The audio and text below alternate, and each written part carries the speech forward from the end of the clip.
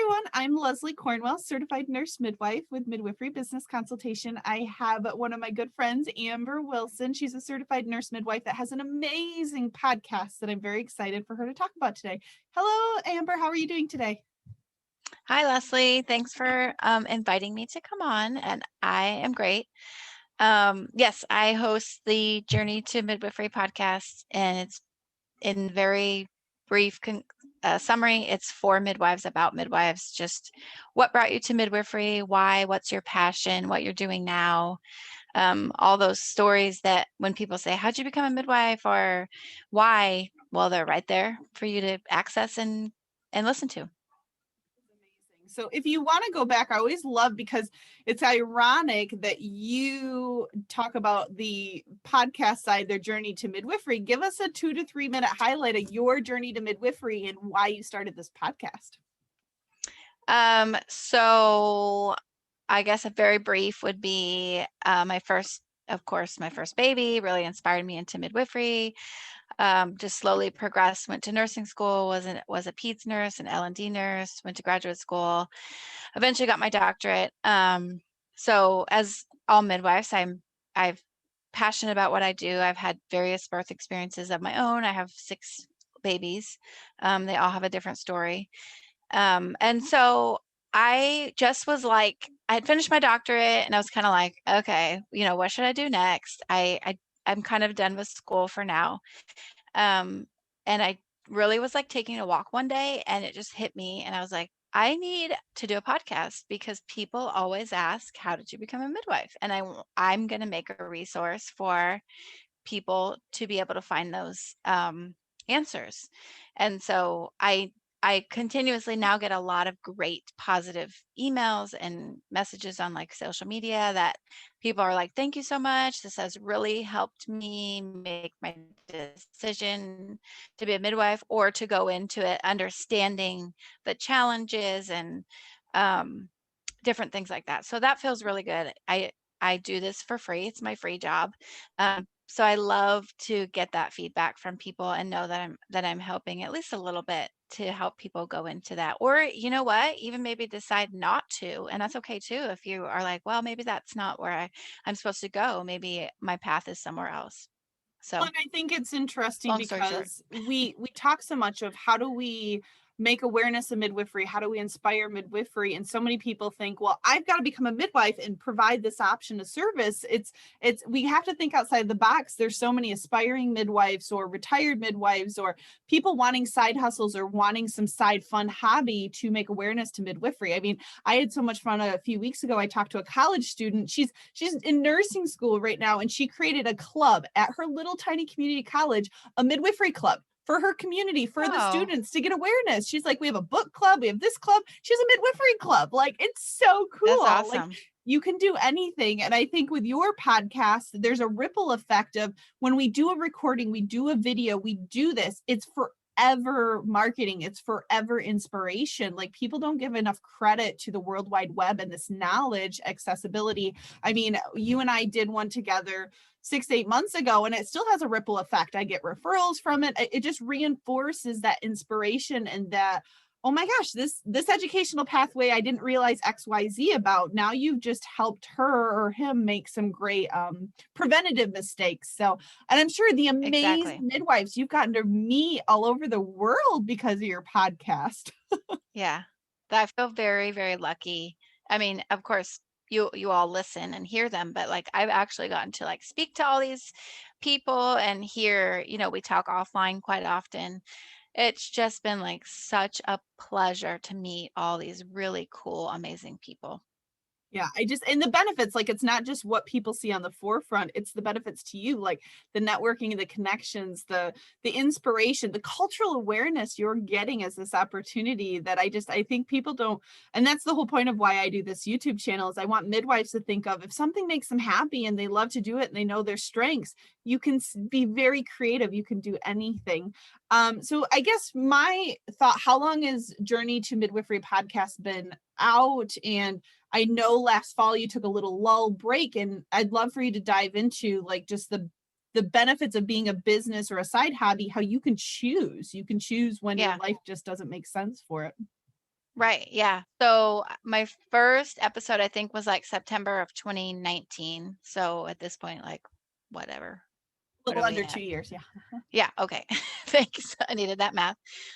So yeah, I took a little break last fall, which was great. It was just, I had too much on my plate. I stepped away. I actually wasn't going to do it anymore, as you know. And you convinced me to go back to it. Because I was like, okay, I put out enough stories, that's good. But I'm glad you did. It was good to go back, but I really went back into it like I'm only gonna do interviews these specific days. I was doing sometimes like 4 or 5 a week, which is really hard when you're working full time, you're a mom, and it's free. I mean, it's a free, I also teach. So that was hard. So I had to really be like, I like doing this, but I have to keep liking it. So I can't Yep, and the overwhelm myself. boundaries and the structure and the system. I mean, people don't even realize just because you're not making money or it's a nonprofit, it's still a business. It's still a structure. Yeah. It's still a flow. You've got to create, you got to have a system because it just that time management, like even though it's fun, it could suck the life if you don't know when to say no, you don't know when to I'm going to do these times. Sorry, this is when I'm available. So I appreciate you talking about that. And I'm Hmm. so grateful you went back into it. I mean, I know you and I have talked offline about just that win-win situation. I was like, okay, I want her to come back. I don't know what's happening in the backdrops, but how do I support her so that she will? So I took over for a little while, some of the social Yeah, media stuff, and that then was that's very okay. helpful. Like I think that's where people need to lift each other up. If somebody's having ups and downs, we can leverage our wonderful expertise to help each other. So Amber, I Yeah. know you said you had your 6 kids and you have a busy life. How many hours would you say average a week you're now doing with your podcast versus last fall? So I will usually do like one a week or one every other week. The recording takes about an hour, and at this point, they're going so smoothly. It only takes me about an hour to edit. When I was first starting, and it wasn't as smooth with myself and interviewees, one podcast would take me 3 to 4 hours to edit. So now I just kind of like let it flow like a conversation. If there's little glitches, most of the time I just let them be, unless it's something really like obvious that I can go edit out. So that helps a ton. I have like specific set days that I'm doing them. And if it doesn't work with somebody, I'm like, hey, I'm really sorry. Which really actually hasn't happened, but that would be my plan, is to say, I'm sorry, can we try to make this work at a later date? And then another example I'll give you is that I have some life transitions coming up this summer. So I'm going to take the summer off to meet those needs. And then I'll go back in the fall and probably keep it about the same, like one a week, one every other week. So that's been much, much better for me. I can approach it with the joy I had when I was starting and keep giving the content to this community.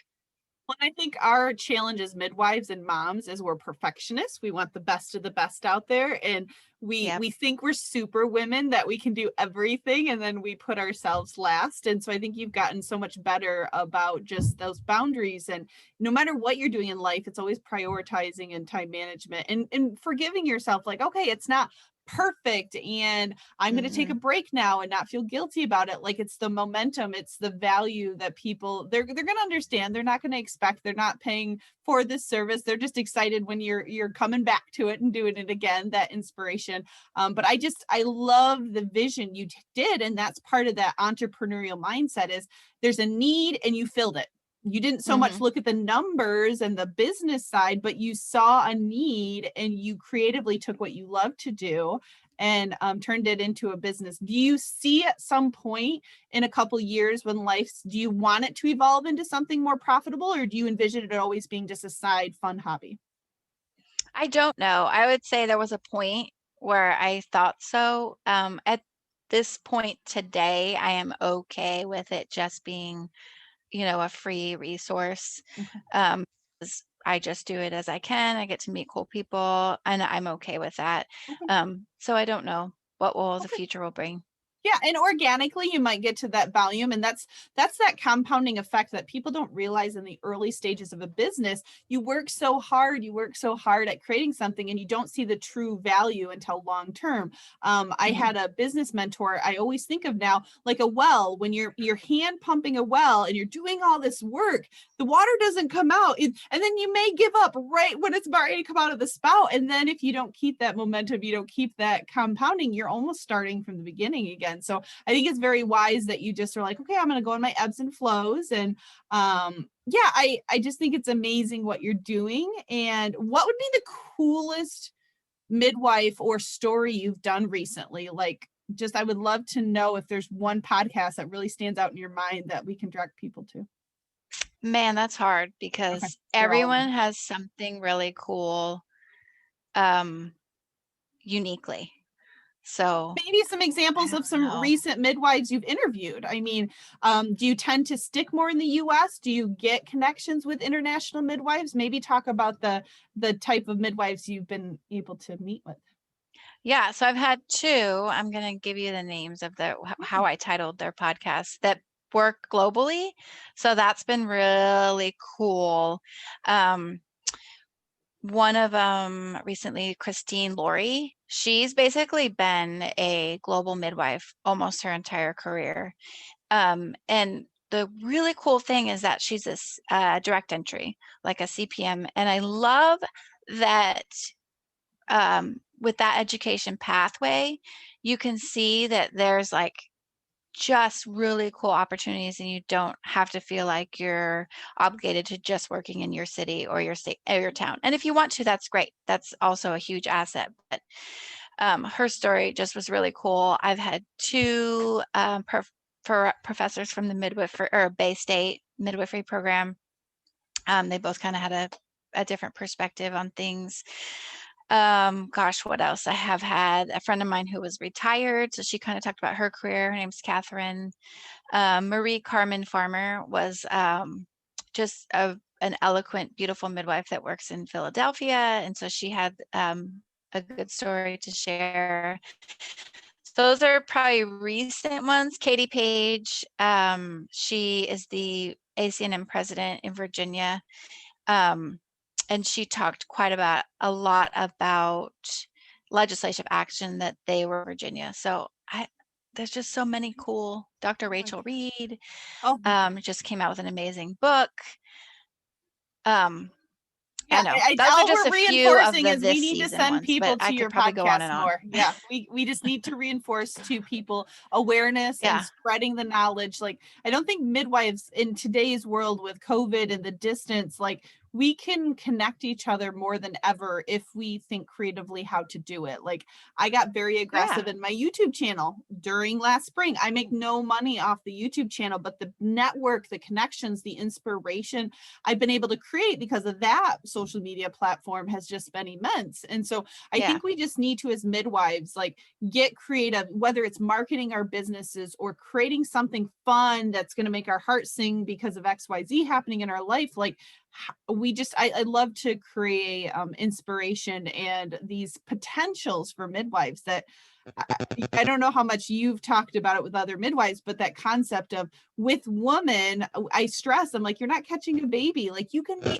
anything to support midwives and families. And so, a podcast is just one example. So what is your family like? Does your family get much involved? I'm curious if your husband or kids listen to the podcast, or if they just like, oh, mom's going in a room to do some recordings. They don't. They actually tell me that they hear me talk enough and they don't have to listen to it. So, love it. That's okay. Oh, yeah. I think Kyra, midwife Kyra, I had her on about her YouTube channel. She has Cajun Midwife, and she has like 37,000 subscribers right now. And so it's interesting. It's not so much the content. Her kids think she's cool because she has 37 followers. They don't care so much about the content. They just bring up to their friends. My mom is a famous YouTuber. Like, that's the celebrity status now. So you don't get that with the podcast. Bummer. No. Oh, so yeah, so if you want to, Amber, just tell everybody the best way to find your podcast, the best way to connect with you so they can start following and learning from your wonderful wisdom and all the midwives you're connecting with. Okay. So the podcast is called, excuse me, Journey to Midwifery, just like it sounds. It's on basically every podcast platform. The most popular are iTunes and Spotify. And social media, both Instagram and Facebook at Journey to Midwifery Podcast. I just post like quotes from episodes, like little highlight posts so people can, say, oh, there's a new episode out. Here's what we talked about. And then emails journey to midwifery podcast at gmail.com. And that's it. I don't have YouTube. I don't have anything like that, but I think that's plenty. And I think when midwives are doing home visits, instead of listening to the radio, they should be just listening to your stations. So I know. But hey, a lot of them say like they listen to like crime or whatever. They just kind of like check out of midwifery for a minute, and that's true. cool too. Yeah, it's an option. I think the sky's the limit when we talk about time management and people say, I don't have time. Like, I haven't listened to the radio in years because I use that time when I'm in the car. My kids, they're like, oh, we're riding with mom. Dad likes music. Mom makes us learn something. Yeah. So I'm an audiobook person also. So, well, perfect, Amber. Well, thank you so much for being on today and us getting to hear your midwifery journey. And I'll definitely put in the bottom of the description the link and all the ways they can contact you if they're thinking about starting a podcast or they'd love to just follow what you're doing. So thank you. Yeah, I'd be happy to help. Okay. Have a great day. Thank you.